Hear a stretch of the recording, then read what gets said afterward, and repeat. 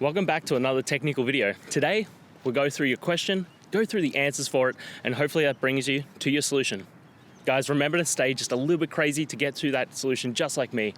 And let's get started.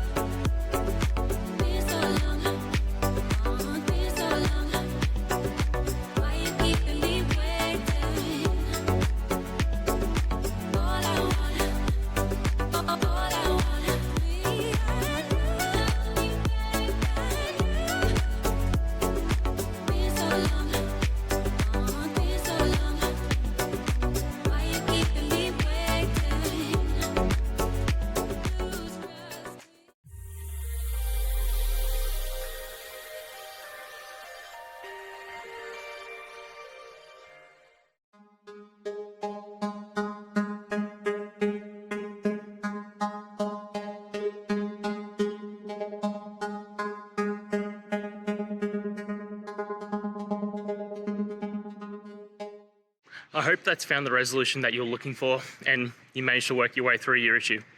Please, if it did help, hit subscribe. I'd really appreciate it. And until the next technical time you need help, have a good one.